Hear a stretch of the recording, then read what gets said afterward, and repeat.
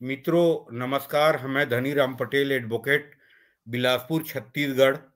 और आज हमारे साथ एक बार फिर जुड़े हुए हैं डॉक्टर इश्तियाक अहमद, इंडियन सब कॉन्टिनेंट के नामवर पॉलिटिकल साइंटिस्ट। और इनसे आज चर्चा करेंगे जो हिंदुस्तान में और पाकिस्तान में राम मंदिर निर्माण पे जो डिस्कशन हो रहा है उसमें लोगों का दो तरह का ओपिनियन है।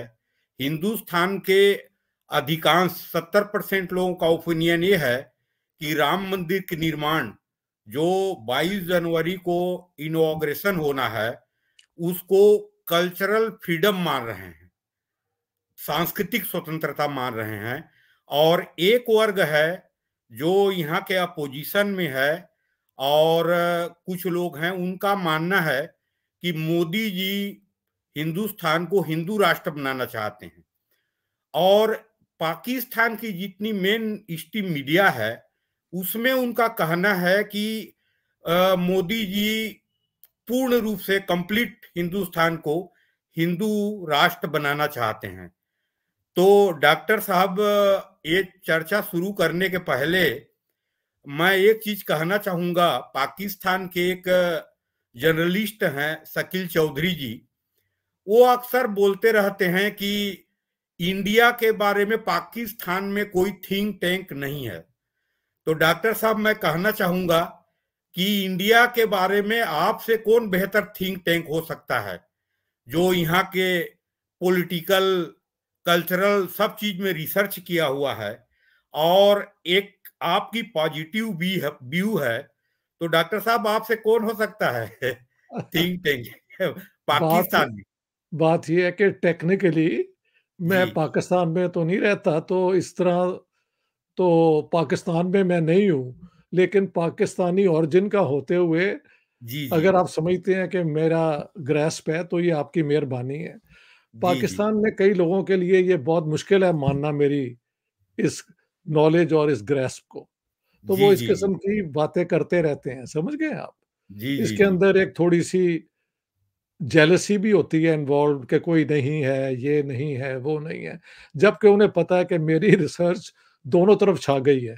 जी जी जी तो ये कहने की कोई ज़रूरत नहीं है, लेकिन ठीक है, हर बंदे को एक ओपिनियन होल्ड करने का हक है।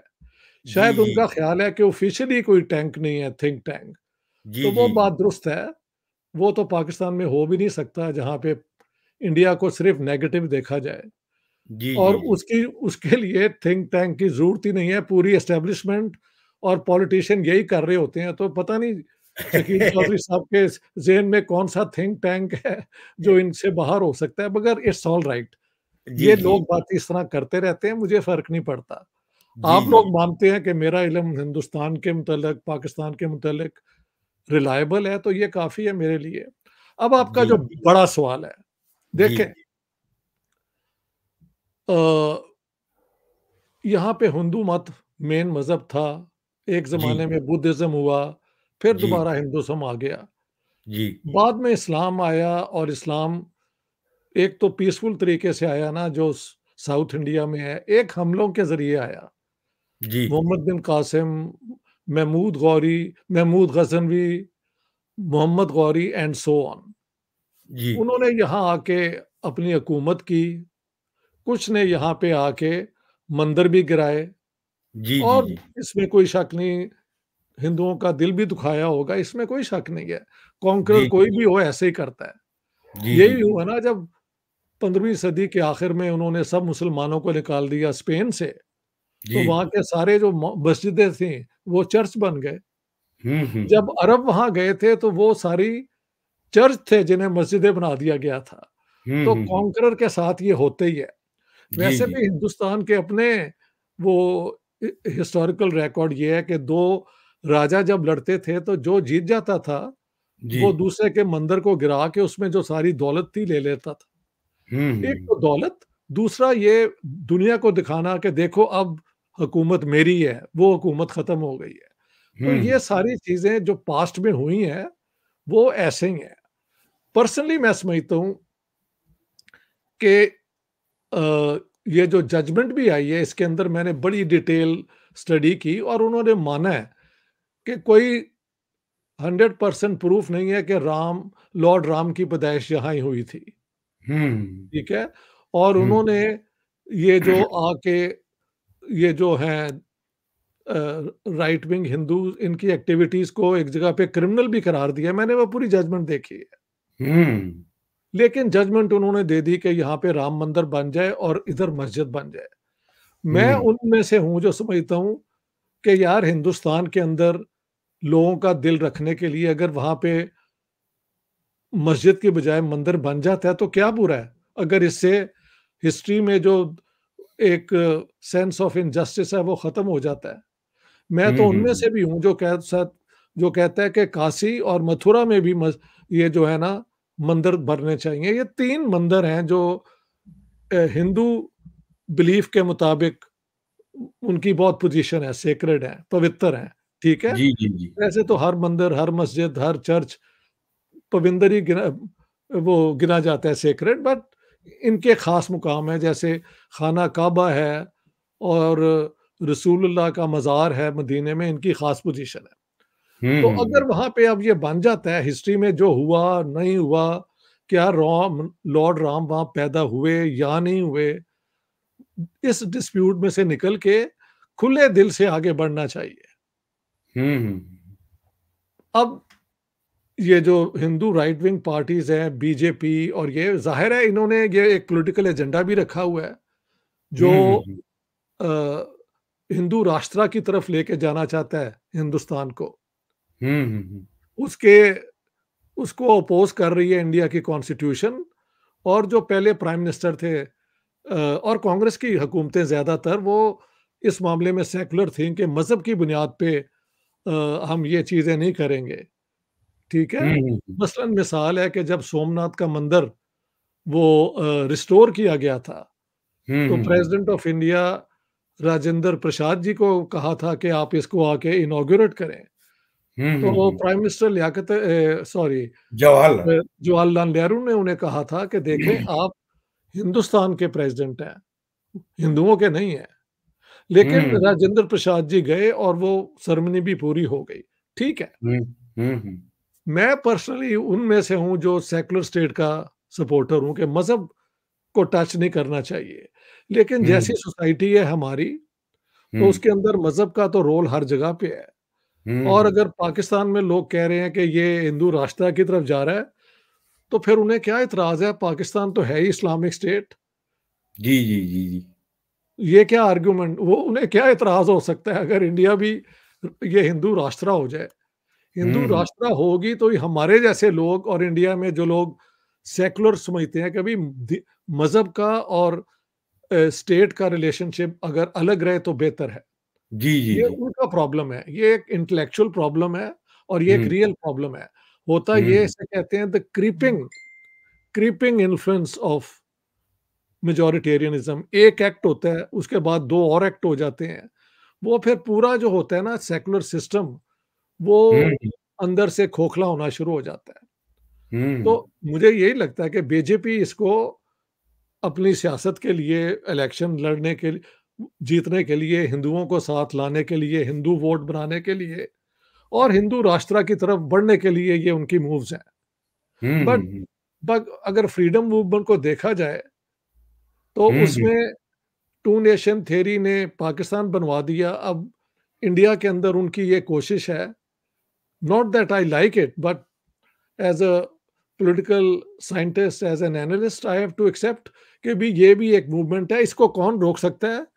ये सिर्फ़ इंडियंस का हक है, किसी थर्ड बंदे का नहीं है कि वो इसको आगे बढ़ने दें या ना बढ़ने दें। हमें इसमें कोई इंटरफेरेंस की हक नहीं है।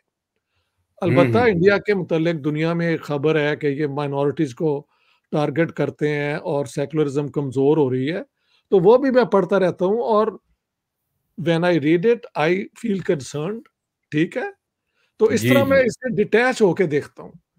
अगर हम्म। बाबरी मस्जिद में एक राम मंदिर बन जाता है तो क्या है यार, 3000 मस्जिदें बच जाती हैं। काशी में हम्म। और मथुरा में बन जाती हैं तो हिंदुओं का एक प्राइड जो है हिस्टोरिकल रिस्टोर हो जाता है। तो किसी का क्या हम्म। जाता है? किसी का क्या जाता है? Hmm. So this is how I look at it. हम्म।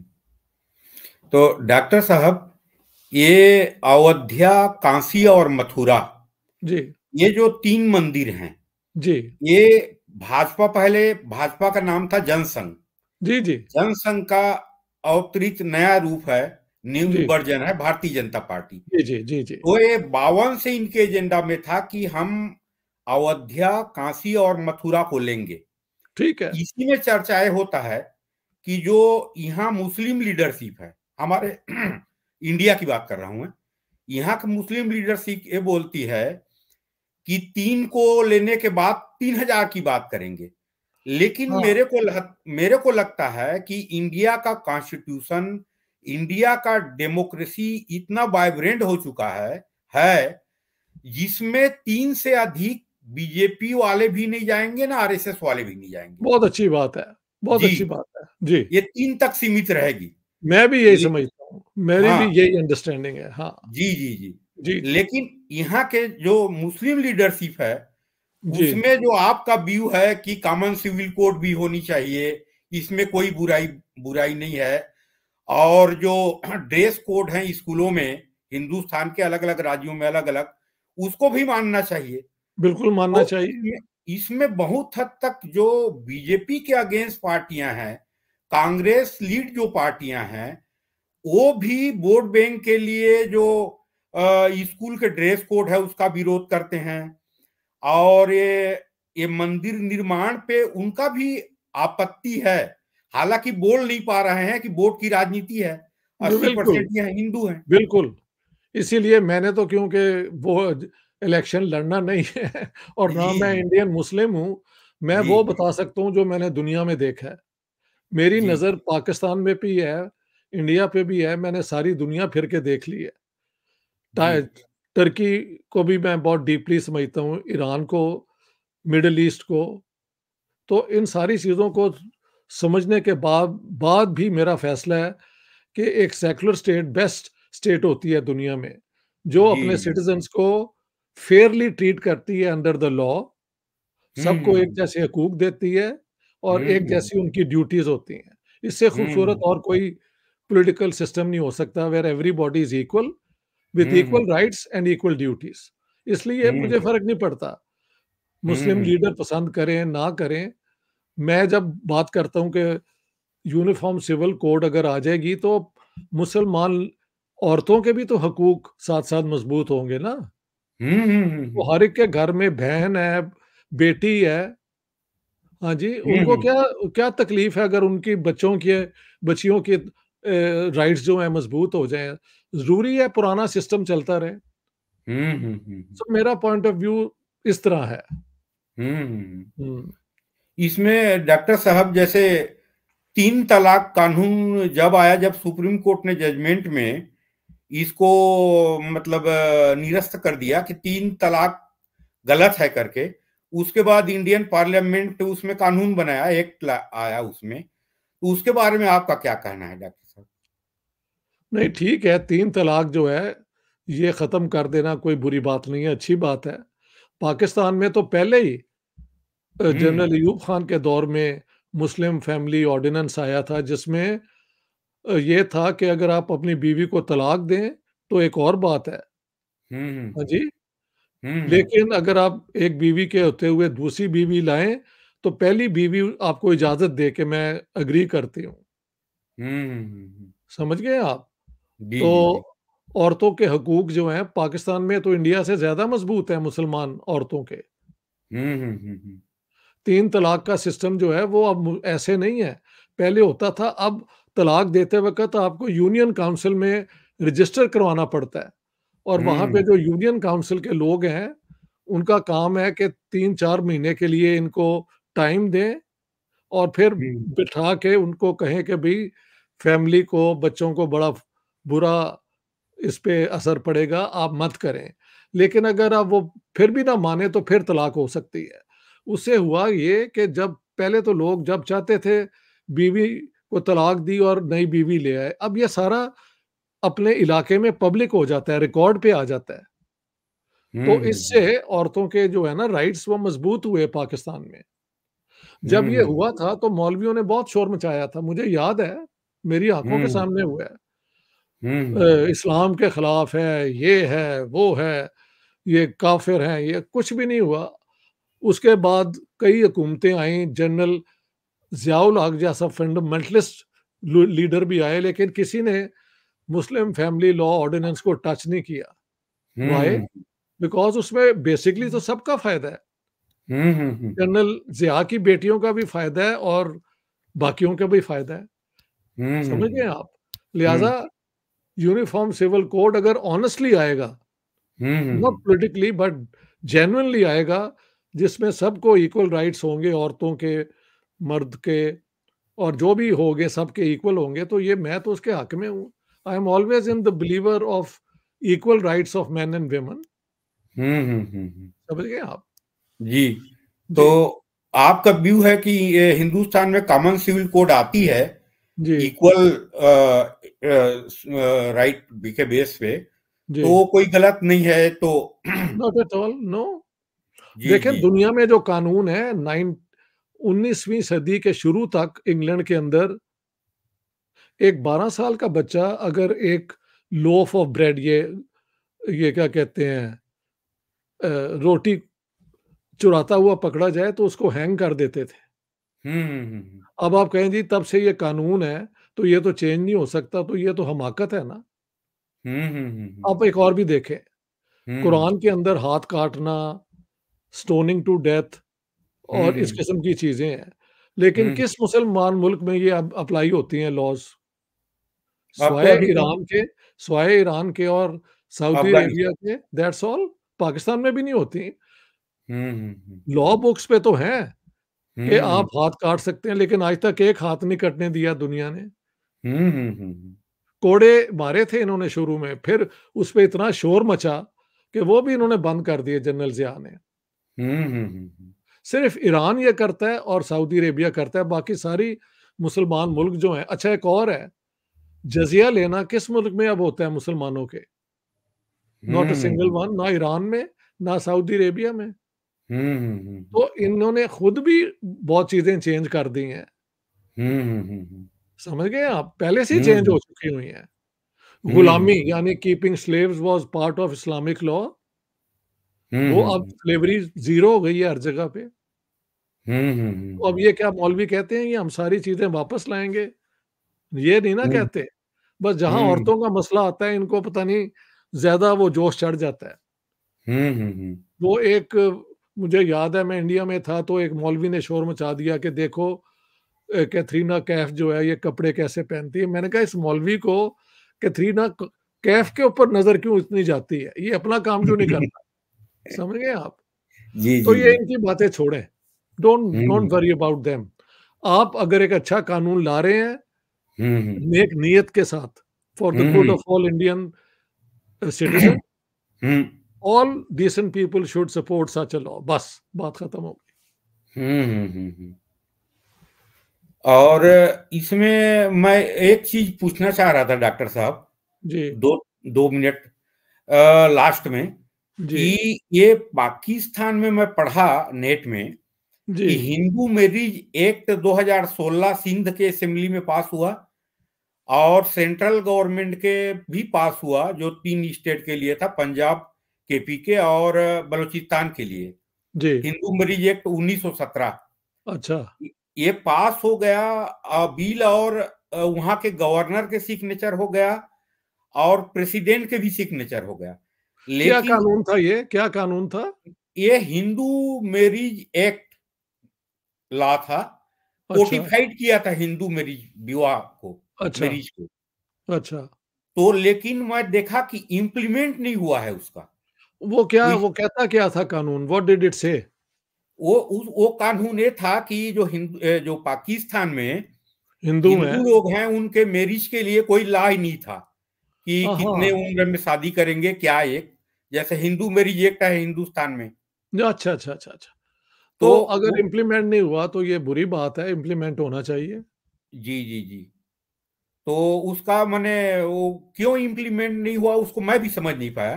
हाँ, क्योंकि तो अगर इसीलिए इसमें हिंदुओं को ही फ़ायदा है, जी जी और जी। अगर हर हर लेवल पे पास हो गया तो इम्प्लीमेंट भी होना चाहिए। हुँ। तो मुझे समझ नहीं आई कि वो लॉ क्यों नहीं हो रहा अप्लाई, पता नहीं पाकिस्तान में वैसे कई कानून बन जाते हैं मगर वो इम्प्लीमेंट नहीं होते। जी, जी, जी, जी, ये जी। भी वजह हो सकती है। हाँ जी। जी, जी। ठीक है? जी, ये तो डॉक्टर साहब मैं व्यूअर्स को एक रिक्वेस्ट कर दूँ, मेरे चैनल का नाम है डी आर पटेल, उसको लाइक, सब्सक्राइब करें, बेल आइकन को दबाएँ, ताकि कोई भी नया वीडियो आए वो आपके नोटिफ़िकेशन आ जाए आपके पास।